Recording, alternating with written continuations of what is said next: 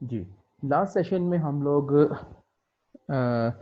تجارتی بینک کے فرائض فنکشنز آف کمرشل بینکس پڑھ رہے تھے.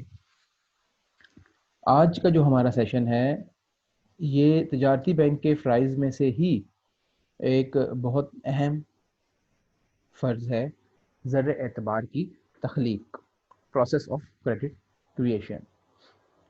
آپ کے سلیبس کے مطابق اس کے اوپر ایک الگ سے کویشچن بھی آ جاتا ہوتا ہے، تو اس کو ہم فل فلیج کویشچن کی طرح سیپریٹ سیشن میں کور اپ کر رہے ہیں. زر اعتبار یا کریڈٹ منی ہم پہلے ڈسکس کر چکے ہیں. زر اعتبار کے آلات بھی ہم پہلے ڈسکس ایک الگ سیشن میں کر چکے ہیں. آج کا جو ہمارا سیشن ہے اس میں بیسیکلی ہم یہ ڈسکس کریں گے کہ زر اعتبار کیا ہے اور تجارتی بینک کس طرح سے زر اعتبار کی تخلیق کا باعث بن رہے ہوتے ہیں. تجارتی بینک جو ہیں، ایک بینک اکیلا یا بینکس مل کر اعتباری زر کی تخلیق کر رہا ہوتا ہے، مگر زیادہ افیکٹولی جو اعتباری زر کی تخلیق ہے وہ تمام تجارتی بینک مل کر جب کام کر رہے ہوں تب ہوتی ہے. کیونکہ اگر ایک تجارتی بینک اس پروسیس کو مکمل کرنے کی کوشش کرے گا تو ہو سکتا ہے کہ وہ افیکٹولی اس کام کو نہ کر پائے. تو عام طور پر جو اعتباری زر کی تخلیق ہے یہ تمام بینکس مل کر کر رہے ہوتے ہیں. ہم نے زر اعتبار پڑھا تھا کہ اعتباری زر سے مراد ایسا زر ہے جو اعتبار اور بھروسے کی بنا پر گردش میں رہے. یہاں پر ہمیں اس چیز کو سمجھنا ہوگا کہ اعتباری زر کی تخلیق تجارتی بینک کس طرح سے کرتے ہیں، کیا سٹیپس ہوتے ہیں اور کیا پروسیس جو ہے اس ضمن میں فالو کیا جاتا ہے. جب ہم لوگوں کے پاس پیسہ آتا ہے تو ہم پہلے تو اپنے پیسے سے اپنی ضروریات کو پورا کرتے ہیں.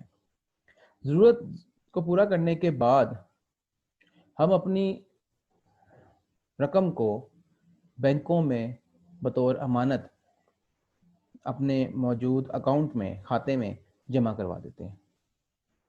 تجارتی بینک اس موجودہ رقم کو اپنے پاس جمع کرتا ہے اور اس میں سے ایک خاص تناسب کے ساتھ رقم کو اپنے پاس محفوظ کر لیتا ہے، اور اس تناسب کے علاوہ جو پیسے بچ جاتے ہیں اس کو دوسرے لوگوں کو بطور قرض ادا کر دیتا ہے، اور اس قرض کو ادا کرنے کے عوض تجارتی بینک سود کما رہا ہوتا ہے. تو بیسیکلی جو عوام نے تجارتی بینک کے پاس پیسہ جمع کروایا، تجارتی بینک نے اسی پیسے میں سے مزید قرضے جاری کر دیے، تو اس نے اپنے پاس موجود زر کی مقدار کو بڑھا لیا اعتبار کی بنا پر اور بھروسے کی بنا پر. اسی کو اعتباری زر کی تخلیق کہا جاتا ہے. پروفیسر کراؤتھر نے یہ کہا کہ جو قرض ہے جو اعتباری زر کی تخلیق تجارتی بینک کر رہے ہیں وہ کوئی ہوا میں چیز نہیں بن رہی، بلکہ دولت کی ہی مختلف اقسام ہیں جنہیں تجارتی بینک زر کی شکل میں کنورٹ کر دیتے ہیں. کیونکہ جب بھی تجارتی بینک کوئی قرضہ جاری کرتا ہے تو اس کے عوض کچھ سیکیورٹی، کچھ ضمانت اپنے پاس رکھتا ہے. وہ ضمانت یا سیکیورٹی پراپرٹی کی شکل میں بھی ہو سکتی ہے، زیورات کی شکل میں بھی ہو سکتی ہے. تو اس کے عوض تجارتی بینک قرض جاری کرتا ہے. تو کراؤتھر نے یہی کہا کہ چونکہ تجارتی بینک جب بھی قرض جاری کرتے ہیں تو کسی ضمانت کے عوض کرتے ہیں، تو وہ دولت کی ہی ایک قسم کو زر کی شکل میں ڈھال رہے ہوتے ہیں. ٹھیک ہو گیا جی. تو تجارتی بینک اس طرح سے زر کی مقدار میں اضافہ کا باعث بن رہے ہوتے ہیں اعتباری زر کی تخلیق کر کے. یہاں پہ ایک چیز یاد رکھنی ہوگی کہ جب بھی تجارتی بینک زر اعتبار کی تخلیق کر رہے ہوتے ہیں یا اپنا کام کر رہے ہوتے ہیں تو وہ مرکزی بینک کے تابع رہ کر کام کرتے ہیں.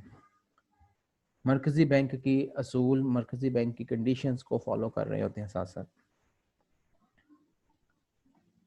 اب اس سیشن کے اندر ہم آپ کو یہ سمجھائیں گے کہ کس طرح سے تجارتی بینک زر اعتبار کی تخلیق کا باعث بن رہے ہوتے ہیں.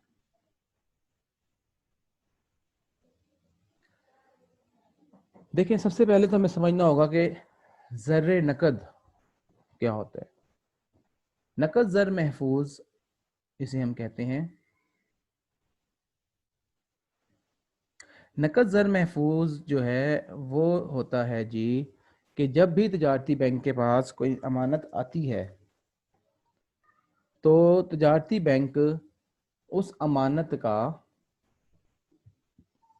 20 سے 30% حصہ اپنے پاس محفوظ کر لیتے ہیں زر نقد کی صورت میں. اور اس کو پیسے کو محفوظ کرنے کا مقصد یہ ہوتا ہے کہ اگر کسی شخص کو کبھی پیسے کی ضرورت پڑ جائے اور بینک سے جا کر اپنی امانت کو طلب کرے تو تجارتی بینک اس زر محفوظ نقد زر میں سے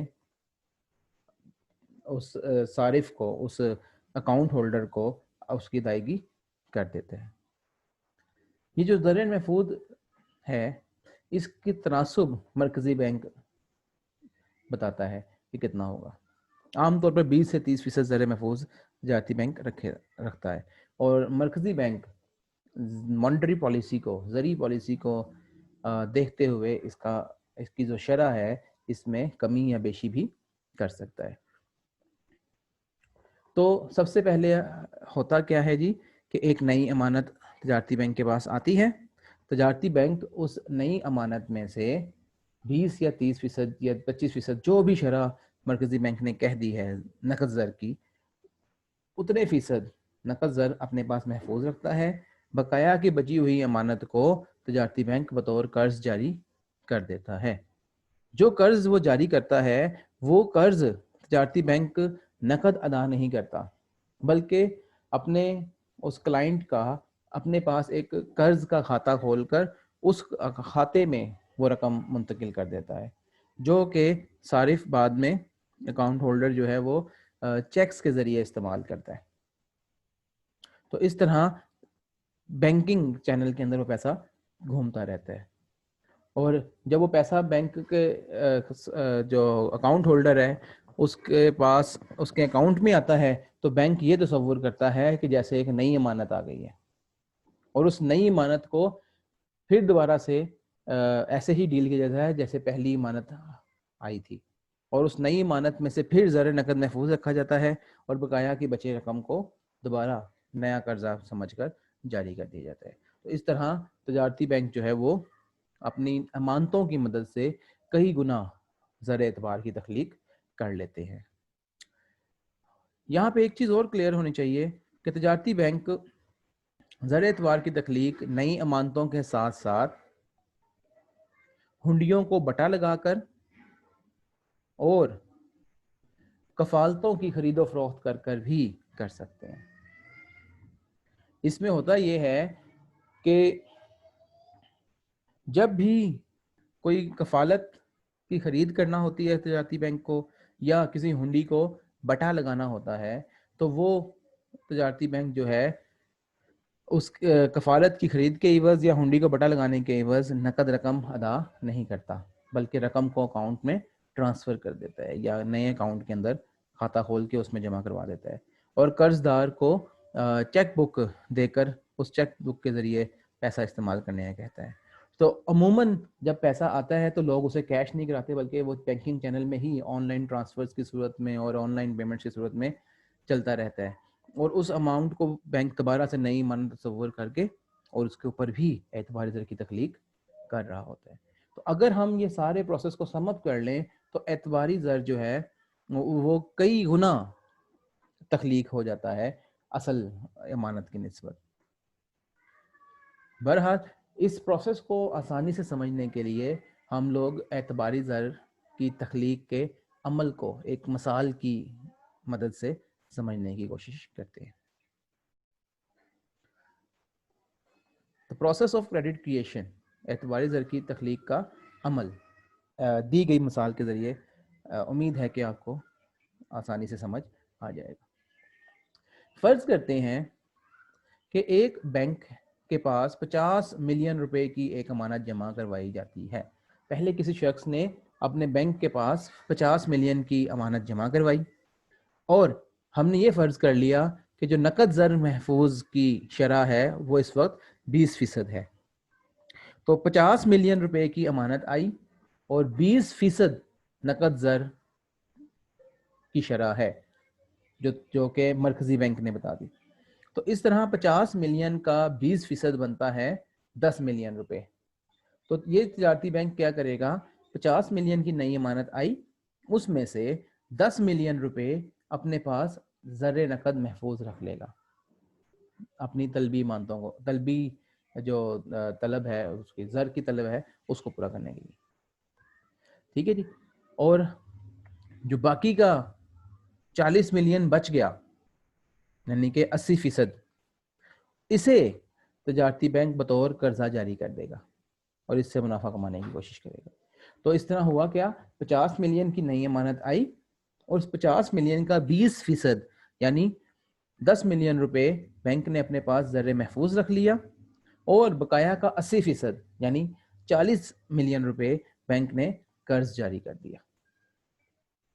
اور جب بینک قرض جاری کر رہا ہوتا ہے تو وہ نقد پیسہ نہیں دیتا بلکہ قرض دار کے نام سے ایک لون اکاؤنٹ کھول کر اس میں پیسے ٹرانسفر کیے جاتے ہیں, ایک قرض کا کھاتہ کھول کے اس میں پیسہ ٹرانسفر کیا جاتا ہے اور پھر وہ جو پیسہ ہے وہ بینکنگ چینل کے اندر دوبارہ سے ایک بار ایک نئی امانت کی طرح انٹر ہو رہا ہوتا ہے. اور وہ پیسہ بینک, وہ قرض دار جو ہے وہ اپنے ہی بینک میں رکھتا ہے یا کسی اور بینک میں رکھتا ہے, یہ تو ظاہر ہے اس کی اپنی مرضی ہے. تو اس لیے ہم نے کہا کہ تمام بینک مل کے یہ پروسیس کرتے ہیں کہ ہو سکتا ہے وہ قرض دار اس رقم کو اس جس بینک سے قرضہ لیا ہے اس میں رکھنے کے بجائے اپنے کسی اور اکاؤنٹ میں کسی اور بینک میں جمع کروا دیں. تو وہ جس دوسرے بینک میں بھی جائے گا تو وہاں بھی وہ نئی امانت ہی تصور کی جائے گی. کلیئر ہو گیا جی. تو اس طرح یہ اس پروسیس میں ایک سے زائد بینک انوالو ہو جاتے ہوتے ہیں. تو ابھی اسٹیپ نمبر 1 میں ہمارے پاس اے بینک یعنی بینک 1 کی جو بیلنس شیٹ تیار ہو گئی وہ کس طرح سے بن گئی. اے بینک کی نئی امانت آئی 50 ملین روپے. اس 50 ملین روپے کی نئی امانت جو پہلے شخص نے جمع کروائی میں سے بینک نے 10 ملین روپے یعنی 20% اپنے پاس نقد زر محفوظ رکھ لیا, ریزرو رکھ لیا, اور باقی کا 80% یعنی 40 ملین روپے بینک نے نیا قرضہ جاری کر دیا. تو اس طرح بینک کے ٹوٹل ایسٹس اور ٹوٹل لائبلٹیز 50 ملین کے برابر ہو گئی. یہ سٹیپ نمبر 1 ہے. اب یہ جو 40 ملین نیا قرضہ جاری کیا گیا ہے, یہاں ہم نے فرض کیا کہ بی بینک میں وہ بطور امانت دوبارہ سے جمع ہو گیا. جو نیا قرضہ 40 ملین ہے وہ بی بینک کے پاس ایک نئی امانت کے ذریعے آ گئے. اب یہ اسی بینک میں بھی ہو سکتا ہے اور دوسرے بینک میں بھی آ سکتے ہیں. تو یہاں پہ بینک بی ہم نے مثال میں لے لیا کہ بینک بی کے پاس وہ پیسہ بطور امانت جمع ہو گیا. تو اب بینک بی یہ سمجھے گا کہ ہمارے پاس 40 ملین کی نئی امانت آ گئی اور یہ اس 40 ملین کا 20% زر محفوظ اپنے پاس رکھے گا یعنی 8 ملین روپے اپنے پاس نقد زر محفوظ رکھ لیتا ہے اور باقی کا 80% یعنی 32 ملین روپے یہ بینک دوبارہ سے قرض جاری کر دے گا. اور اس طرح وہ قرض دوبارہ سے لوگ لیں گے تو وہ یا تو اسی بی بینک میں یا کسی اور سی بینک میں یا کہیں اور کسی جگہ جمع کرا دیا جائے گا. تو وہ قرض جب دوبارہ کہیں جمع ہوگا کسی امانت میں تو وہ پھر سے ایک نئی امانت کے طور پر تصور کیا جائے گا اور اس زر کا اس 32 ملین کا پھر سے 20% جو ہے اسے سمجھا جائے گا کہ وہ زر نقد ہے اور اس کا 80% دوبارہ سے قرض جاری کر دیا جائے گا. تو یہ پروسیس اس وقت تک چلتا رہے گا جب تک کہ جو بیلنس ہے، جو سم ہے، وہ زیرو نہ ہو جائے. کیونکہ پہلے اسٹیپ میں یہ 50 ملین تھا، دوسرے اسٹیپ میں آ کے یہ 40 ملین ہو گیا، تیسرے اسٹیپ میں آ کے یہ 32 ملین ہو گیا. تو یہ کم ہو رہا ہے، تو یہ آہستہ آہستہ کم ہوتا جائے گا اور زیرو تک جا سکتا ہے. تو دوسرے اسٹیپ میں جو بینک کی بیلنس شیٹ تیار ہوتی ہے وہ کیا بن جاتی ہے؟ بی بینک کے پاس جاری کردہ امانت آئی تھی 40 ملین روپے. اس 40 ملین کا 20% یعنی 8 ملین انہوں نے نقد زر محفوظ رکھا اپنے پاس. نقد زر محفوظ رکھنے کا مقصد یہ ہوتا ہے کہ جو ان کے بینک کے اکاؤنٹ ہولڈرز آپ کے پاس بینک کے پاس کیش کروانے آ رہے ہیں، پیسہ چیک کیش کروانے آ رہے ہیں، وہ جو ادائیگی ہے وہ اس 20% میں سے کی جاتی ہے. اور باقی کا 80% یعنی 32 ملین انہوں نے پھر سے قرضہ جاری کر دیا. اور اس طرح بیلنس شیٹ کے ایسٹس اور لائبلٹیز آپس میں برابر ہو گئے. تو اگر یہی اسٹیپس چلتے رہتے ہیں جیسا کہ یہاں پہ سمجھایا جا رہا ہے کہ یہ اگر سیکوینس چلتا رہے اسی طرح سے تو کیا ہوتا ہے؟ تو یہاں اس گوشوارے میں آپ دیکھ سکتے ہیں کہ بینک کے مختلف ادوار ہیں، A B C D E F, آپ جتنا مرضی اس کو لینتھ دے سکتے ہیں. ہم نے فی الحال 4 سٹیپس تک اس کو دیکھا ہے. تو پہلے دور میں کہ اے میں اے بینکس کے دور میں مطلب نئی امانت آئی 50 ملین روپے کی. اس کا 20% یعنی 10 ملین انہوں نے رکھ لیا اپنے پاس نقد زر محفوظ، اور بقایا کے 40 ملین روپے یعنی 80% بینک اے نے جو ہے وہ قرض جاری کر دیا. وہ 40 ملین جب قرض کی شکل میں جاری ہوا تو جس اکاؤنٹ میں وہ 40 ملین آئے ان اکاؤنٹس کے اندر وہ دوبارہ ایسے ہی ڈیل ہوا جیسے کہ ایک نئی امانت آ گئی. تو یہاں پہ 40 ملین دوبارہ سے ایک نئی امانت کے طور پر واپس آ گئے. اس 40 ملین کو بینک نے بی دور میں بی بینک نے ایسے ڈیل کیا کہ جیسے ایک نئی نقد زر آ گیا، اور اس نئی امانت کا اس نے 20% یعنی کہ 8 ملین روپیہ نقد زر محفوظ رکھا، اور باقی کا 80% یعنی 32 ملین کا انہوں نے بھی پھر سے قرض جاری کر دیا. جب لوگوں نے یہ قرضہ لیا اور بینکوں نے ان کے اکاؤنٹ میں ٹرانسفر کیا اس قرضے کو، تو ایسے ہی ڈیل ہوا جیسے کہ 32 ملین کی ایک نئی امانت پھر سے آ گئی. اب اصل میں 50 ملین تھے، تو ان 3 سٹیپس کے اندر ہی بینک اس 50 ملین کا 50 جمع 40 جمع 32 تو بنا چکا ہے. تو ایسے میں اب اس 32 ملین کا پھر 20% یعنی 6.4 ملین روپے نقد زر محفوظ رکھا جائے گا. باقی کا 80% یعنی 25.6 ملین روپے جو ہے اس کو دوبارہ سے نیا قرض آفر کر دیا جائے گا. جو لوگ یہ قرض لیں گے اس پیسے کو ان کے اکاؤنٹ میں ٹرانسفر کیا جائے گا. تو بینک یہ سمجھے گا کہ ہمارے پاس پھر سے ایک نئی امانت آ گئی. ڈی دور میں اب ہم پہنچ گئے. تو اب 25.6 کو دوبارہ سے نئی امانت تصور کیا جائے گا، اور اس کا 20% یعنی 5.12 ملین روپے جو ہے یہ زر نقد محفوظ دوبارہ سے رکھا جائے گا، اور اس 25.6 کا 80% یعنی 20.48 ملین روپے جو ہے یہ نیا قرض جاری ہو گیا. تو اس نئے قرض کو دوبارہ سے نئی امانت سمجھا جائے گا، اور یہ سٹیپ اسی طرح سے چلتے رہیں گے یہاں تک کہ جو نئی امانت ہے وہ صفر نہ ہو جائے، کیونکہ نئی امانت مسلسل کم ہوتی جا رہی ہوتی ہے. کلیئر ہو گیا جی؟ تو اس طرح اگر اس کو سم اپ کریں ہم فارمولا کی مدد سے تو ہم دیکھیں گے کہ بینک نے جو کل نئی امانتیں حاصل کی وہ ہو گئی 250 ملین روپے، اور جو ان کا 20% انہوں نے ریزرو اپنے پاس رکھا ہے وہ 50 ملین ہے. یعنی یہ وہی 50 ملین روپے ہے جو کہ پہلی امانت تھی، وہ اینڈ میں نقد زر محفوظ بن گیا. اور بینک نے قرضے کتنے جاری کر دیے؟ 200 ملین کے. تو اس طرح اصل امانت تھی 50 ملین روپے کی، بینک نے اس 50 ملین کو بنا دیا 250 ملین روپے. تو اضافی تخلیق کتنی ہو گئی؟ 200 ملین کی اضافی تخلیق ہو گئی. تو اس پروسیس کو ہم کہتے ہیں اعتباری زر کی تخلیق کرنا. تو اس طرح جیسے ابھی ہم نے دیکھا بینک یہ پروسیس چلا کر اعتباری زر تخلیق کر لیا کرتا ہے.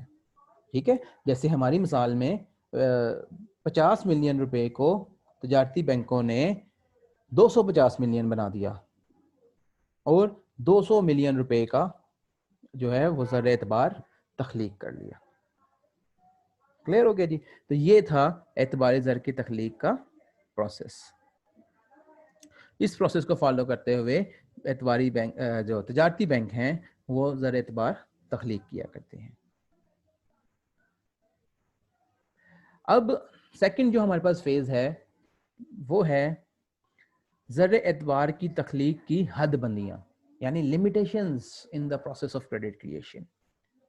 دیکھیں ابھی جو اوپر ہم نے اگزامپل پیش کی ہے آپ کو, ایک بینکوں کا پورا ٹیبل بنا دیا کہ جی پہلے بینک میں اتنا پیسہ آیا, انہوں نے اتنا ریزرو رکھا, اتنا قرض جاری کیا, پھر اتنا اس قرض کو دوبارہ نئی امانت سمجھ لیا, اینڈ سو. ہم نے پوری یہ بھی ایک پوری السٹریشن کی ہے. اس السٹریشن کو ویسے تو ہم نے بڑا ایزیلی کر دیا, لیکن جب پریکٹیکل لائف کی بات آتی ہے, جب پریکٹیکل بینکنگ کی, پریکٹیکل اکانومی کی بات آتی ہے, تو یہ پروسیس اتنا آسان نہیں ہوتا ہے. اس میں بہت سی لمیٹیشنز ہوتی ہیں, اس میں بہت سی حدود ہوتی ہیں. تو یہ بھی ہمارا اسی ٹاپک کا سیکنڈ سیگمنٹ بنتا ہے. تو اعتباری زر کی تخلیق کی راہ میں آنے والی رکاوٹیں اب ہم دیکھیں گے. جی, اس میں جو پہلی ہمارے پاس رکاوٹ ہے وہ ہے زر کی مقدار. دیکھیں کسی بھی ملک میں جو اعتباری زر کی تخلیق ہے اس کا دار و مدار اس ملک میں موجود زر کی مقدار پر ہوتا ہے, کوانٹٹی آف منی پر ہوتا ہے. کیسے؟ کامن سینس کی بات ہے کہ اگر کسی ملک میں زر کی مقدار زیادہ ہوگی, اگر کسی ملک میں زر کی مقدار زیادہ ہوگی تو اس ملک میں لوگوں کے پاس رقم نقد زر کی صورت میں زیادہ موجود ہوگی. تو لوگوں کے پاس جب اپنی ضرورتوں سے زیادہ رقم موجود ہوگی تو وہ اپنے جو بچتے ہیں, جو ایکسٹرا منی ہے, اس کو تجارتی بینکوں میں جمع کروائیں گے. جب لوگ اپنی رقوم تجارتی بینکوں میں جمع کرائیں گے تو تجارتی بینک یوں سمجھیں گے کہ جیسے ان کے پاس ایک نئی امانت آئی, اور اس پروسیس کو شروع کرنے سے لیے سب سے پہلے ایک نئی امانت کا آنا بہت ضروری ہے. تو وہ اس نئی امانت کا پھر زر نقد محفوظ رکھا جائے گا 20% یا جو بھی شرح ہوگی, اور باقی کی رقم کو بطور قرض جاری کیا جائے گا اور تخلیق کی جائے گی اعتباری زر.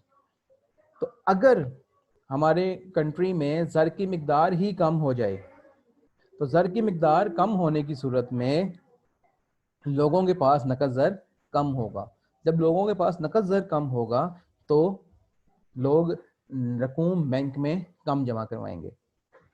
جب بینک میں نئی امانتیں کم آئیں گی تو تجارتی بینک زر اعتبار کی تخلیق بھی کم کرے گا. تو ہمیں یہاں سمجھ یہ آئی کہ اگر کسی ملک میں زر کی مقدار زیادہ ہوگی تو لوگوں کی امانتیں بینکوں میں زیادہ ہوں گی اور زر اعتبار کی تخلیق بھی زیادہ ہوگی. اور اگر ملک میں زر کی مقدار کم ہوگی تو بینکوں میں امانتوں کی مقدار بھی کم ہوگی اور زر اعتبار کی تخلیق بھی کم ہوگی. تو لہٰذا زر اعتبار کی تخلیق کا انحصار لوگوں کی امانتوں پر ہوتا ہے, لوگوں کی نئی امانتوں پر ہے. اگر نئی امانتیں بینک میں آئیں گی تو زر اعتبار کی تخلیق ہوگی, ورنہ تخلیق کا عمل سٹاپ ہو جائے گا, سٹارٹ ہی نہیں ہوگا. ٹھیک ہو گیا جی.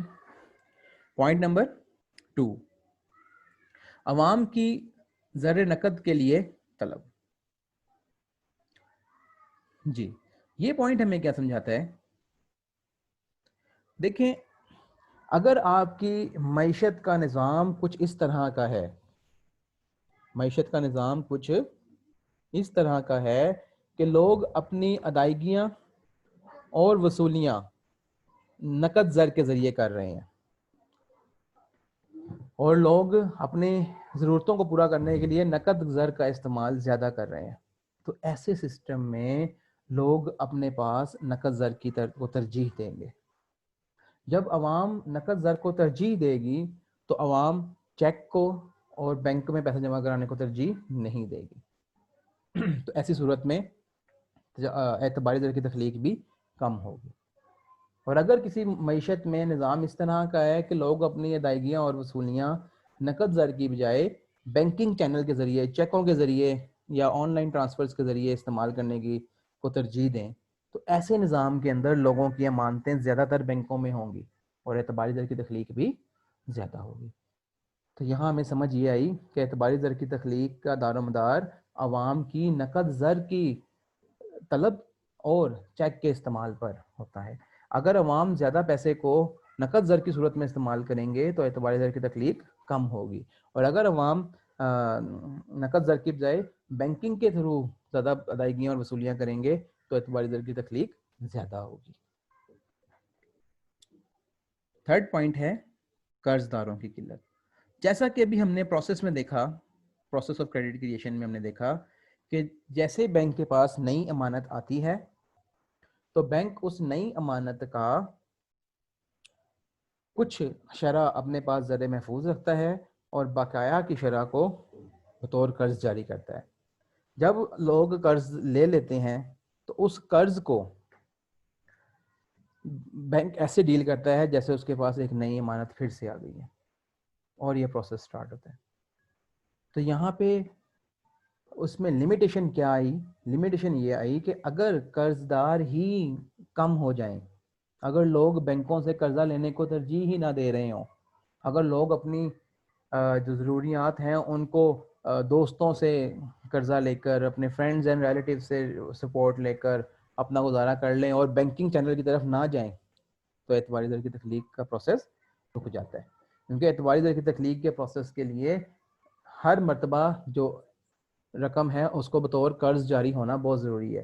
اگر عوام قرضہ نہ لے تو پروسیس رک جائے گا۔ ٹھیک ہو گیا جی؟ تو یہاں پہ یہ امپورٹنٹ ریسٹرکشن ہے کہ جی جب بھی اعتباری زر کی تخلیق ہونی ہے وہ اس وقت ہونی ہے کہ جب رقم قرض کی صورت میں جاری ہو جائے۔ اگر رقم قرض کی صورت میں جاری نہیں ہو رہی تو پروسیس آف کریڈیٹیشن رک جائے گا۔ اس کے علاوہ ایک اور ریسٹرکشن جو ہے وہ آپ کی اکنامک کنڈیشنز کے حوالے سے، معاشی اتار چڑھاؤ۔ آپ کی جو معیشت ہے اس کے ہم نے 4 فیزز پڑھے تھے: boom, recession, recovery and depression. Urdu میں سے ہم کہتے ہیں سرد بازاری، گرم بازاری، سکڑاؤ اور پھیلاؤ۔ تو اگر آپ کی معیشت سرد بازاری کا شکار ہو، اگر آپ کی معیشت سرد بازاری کا شکار ہو، اس میں اشیاء کی قیمتیں گر رہی ہوں، آپ کے منافع کم ہو رہے ہوں، سرمایہ کاری کم ہو رہی ہو، حالات، کاروباری حالات اور ملکی حالات بہتر نہ ہوں، لوگ تو اس سے لوگوں کی موٹیویشن کم ہو جاتی ہے، لوگ انویسٹمنٹس کم کر لیتے ہیں، لوگ سرمایہ کاری نہیں کر رہے ہوتے، نئے پروجیکٹ شروع نہیں کر رہے ہوتے۔ تو جب لوگ نئے پروجیکٹ شروع نہیں کر رہے، نئی سرمایہ کاری نہیں کر رہے، تو وہ بینکوں سے قرضہ بھی نہیں لیتے، کم لیتے ہیں۔ جب بینکوں سے قرضوں کی مقدار کم ہو جائے گی تو اعتباری زر کی تخلیق کا عمل بھی رک جاتا ہے۔ ٹھیک ہو گیا؟ اس کے برعکس اگر ملک میں گرم بازاری کی کیفیت آ جائے، پھیلاؤ کی کیفیت آ جائے، تو ایسی صورت میں لوگوں کو موٹیویشنل ہو کے چلنا پڑتا ہے، وہ پھر زیادہ موٹیویٹڈ اور زیادہ انرجیٹک ہو کر سرمایہ کاری بھی کرتے ہیں، نئے پروجیکٹس بھی لگاتے ہیں، بینکوں سے قرضہ بھی لے لیتے ہیں۔ تو ایسی صورت میں اعتباری زر کی تخلیق کا عمل تیز ہو جاتا ہے۔ اس کا سمجھ ہی ہمیں یہ آئی کہ ہمارے جو اکنامک فلکچویشنز ہیں وہ بھی کریڈٹ کریشن کے پروسیس کو افیکٹ کر رہی ہوتی ہیں۔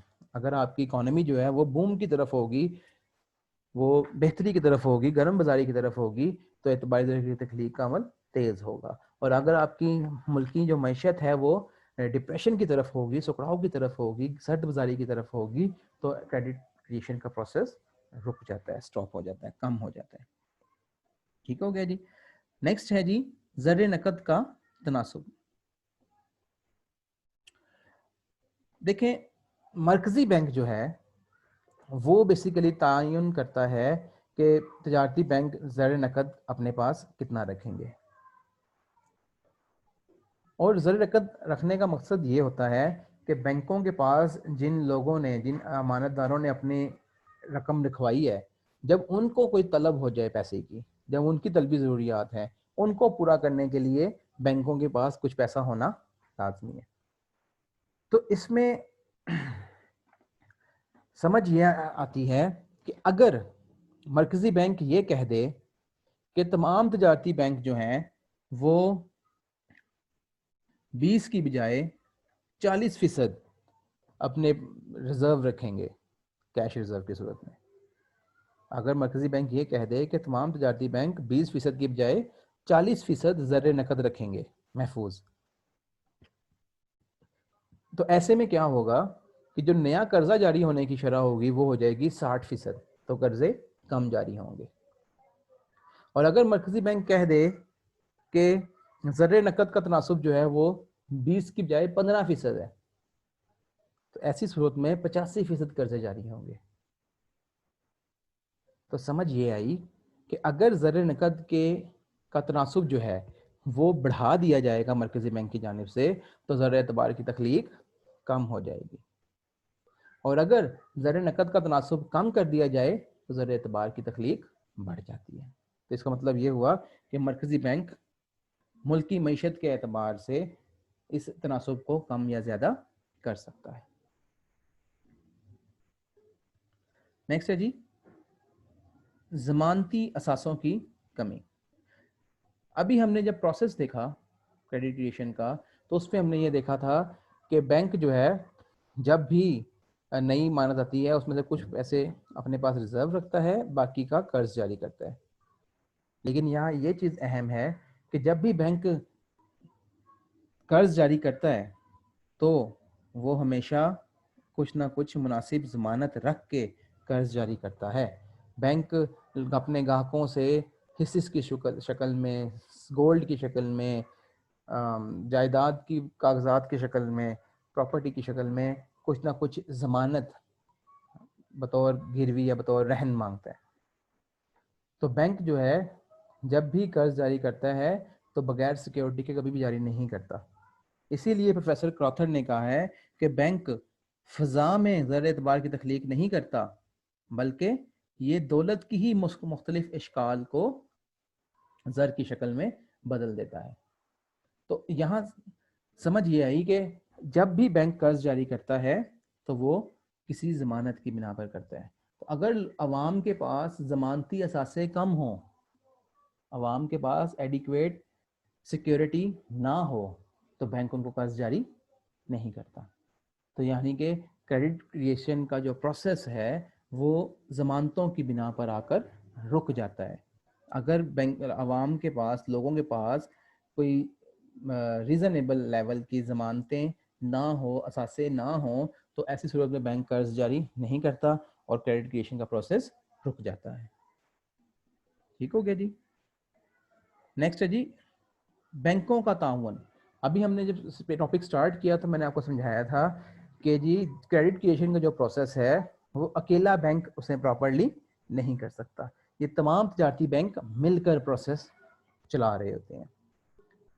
یہاں پہ وہ یہی سمجھانا چاہ رہے ہیں کہ مثال کے طور پر اگر ایک بینک جو ہے وہ یہ پروسیس چلانے کی کوشش کرے تو وہ اکیلا ہی بینک ہوگا, اپنے ہی اپنے 20% یا 30% اپنے پاس ریزرو رکھے گا, باقی 70-80% کو وہ قرض جاری کر دے گا. وہ رقم اس کے پاس دوبارہ اکاؤنٹ میں آ جائے گی, مطلب جو قرض ہے دوبارہ سے نئی امانت بن گئی, تو اب اس نئی امانت میں سے پھر اس نے 20% رکھ کے باقی قرض جاری کر دیا. تو ایسے میں جو ایک بینک ہوگا جس نے بار بار قرضے جاری کر دیے ہوں گے, اگر لوگ اپنی طلبی امانتیں لینے آ جائیں, لوگ اپنی ضرورت کو پیسے کو نکلوانے آ جائیں, تو وہ تجارتی بینک جو ہوگا اس کے پاس نقد زر اتنا موجود نہیں ہوگا اکیلے کے پاس کہ وہ کئی گنا جو قرضے جاری کر چکا ہے ان تمام قرضوں کو نقد کی صورت میں ادا کر سکے. تو ایسے میں وہ بینک جو ہے وہ دیوالیہ ہو جائے گا. تو سمجھ یہ آئی, جیسے اوپر ہماری مثال میں 50 ملین کا 250 ملین بنا دیا گیا تھا تجارتی بینک کے ذریعے, تو اگر ایک اکیلا بینک 50 ملین کا 250 ملین بنائے گا تو وہ 250 ملین کو نقد کی صورت میں ادا نہیں کر پاتا. تو اس لیے تمام بینک مل کر یہ پروسیس چلاتے ہیں اور ہر بینک سے تھوڑا تھوڑا نقد زر استعمال ہوتا رہتا ہے. تو اکیلا بینک یہ کام نہیں کر سکتا, اس میں دوسرے بینکوں کا تعاون بہت ضروری ہوتا ہے. ٹھیک ہو گیا جی. लास्ट टॉपिक हमारा है मरकजी बैंक की पॉलिसी। इसमें हमने ये देखना होता है कि आपकी जो गवर्नमेंट और जो आपका सेंट्रल बैंक है उसकी मॉनेटरी पॉलिसी क्या चल रही है इस वक्त। देखिए, अगर मरकजी बैंक जो है, सेंट्रल बैंक अपना बैंक रेट बढ़ा दे, बैंक रेट से मुराद वो शरह सूद होती है जिस शरह सूद पर मरकजी बैंक तजारती बैंकों को कर्ज जारी करते हैं। तो अगर मरकजी बैंक बैंक रेट बढ़ा दे तो उससे क्या होगा कि कर्जे महंगे हो जाएंगे। जो तजारती बैंक आवाम को कर्जा देना चाह रहे हैं उसकी शरह सूद भी बढ़ जाएगी। इसे हम कहते हैं टाइट मॉनेटरी पॉलिसी। ठीक है जी, सख्त मॉनेटरी पॉलिसी से हम कहते हैं। तो जब मॉनेटरी पॉलिसी सख्त हो जाए यानी शरह सूद बढ़ जाए तो अवाम कर्जे कम लेती है और मुल्क में ज़र की मिकदार कंट्रोल हो रही होती है। तो ऐसे में इतबारी ज़र की तख्लीक भी कम हो जाती है। हाँ, इसके बरक्स अगर मरकजी बैंक जो है वो नर्म ज़री पॉलिसी या इजी मॉनेटरी पॉलिसी को अडॉप्ट कर ले, यानी बैंक रेट को कम कर दे, डिक्रीज कर दे, तो ऐसी सूरत में शरह सूद कम हो जाती है और तजारती बैंक कम शरह सूद पर कर्जे जारी करने को तैयार हो जाते हैं। और ऐसी सूरत में लोग कर्जे ज़्यादा ले रहे होते हैं और इतबारी ज़र की तख्लीक बढ़ जाती है। तो हमें समझ ये आई कि मरकज़ी बैंक की जानिब से जो मॉनेटरी पॉलिसी है वो भी एतबारी ज़र की तख्लीक के अमल को मुतासिर कर रही होती है। अगर मॉनेटरी पॉलिसी टाइट हो यानी शरह सूद ज़्यादा हो तो एतबारी ज़र की तख्लीक कम हो जाती है, और अगर मॉनेटरी पॉलिसी नरम हो यानी शरह सूद कम हो तो ज़र एतबार की तख्लीक बढ़ जाती है। तो डियर, ये थी हमारी एतबारी ज़र की तख्लीक का टॉपिक। इसके बाद जो हमारा नेक्स्ट टॉपिक है वो है जी मरकज़ी बैंक के फ़राइज़। उसे हम नेक्स्ट सेशन में कंटिन्यू करेंगे। Thank you very much.